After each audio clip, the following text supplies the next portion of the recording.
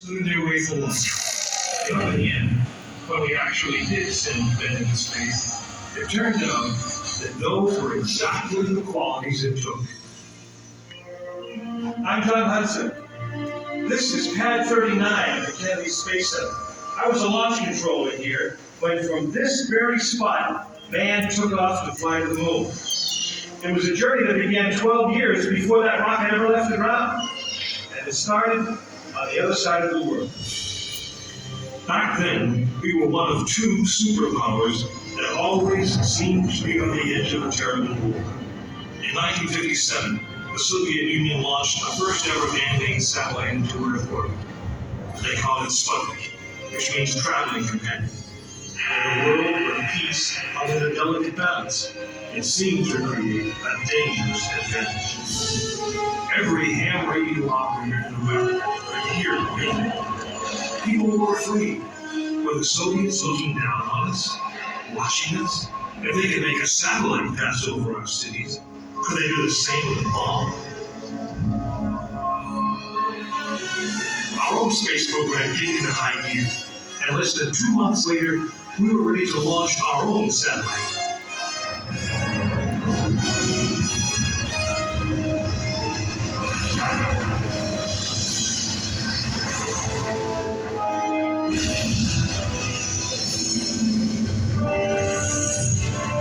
It was being called the space race, and we were running a distant second.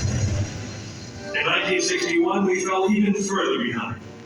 Soviet cosmonaut Yuri Gagarin became the first man into space, circling the world in just 89 minutes. We had our own astronauts, and they were eager and ready to take the big ride. But our manned space program couldn't seem to get off the ground. We stuck with it, and on May 5th, 1961, things finally started going right. Astronaut Alan Shepard took his ship Freedom 7 6.5 miles into space. America had its first space hit. Just a few days later, our space program received a new challenge. But this one did not come from the Soviet Union. It came from our young president. In one inspiring moment, he changed the mission from one based in fear of the present to one of hope for the future. But why, some say, the moon? Why choose this as our goal? And they may well ask, why climb the highest mountain? Why 35 years ago, fly the Atlantic? Why does Rice Lake, Texas? We choose to go to the moon. We choose to go to the moon.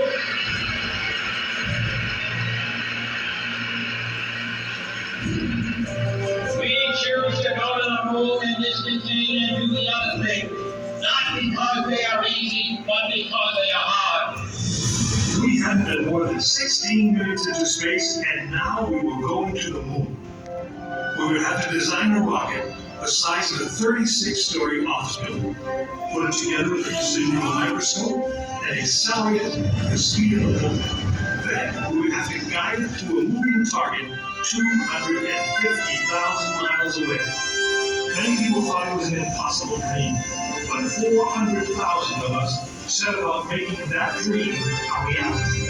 It would be the longest, most hazardous voyage that any man had dared to attempt.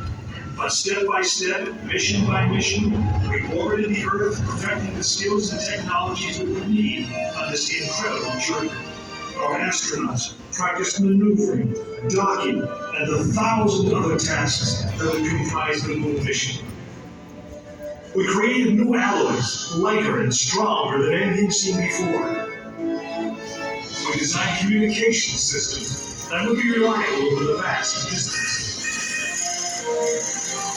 And behind it all, we tried to perfect the rocket that would be powerful enough to punch on the Earth orbit and take us to the moon.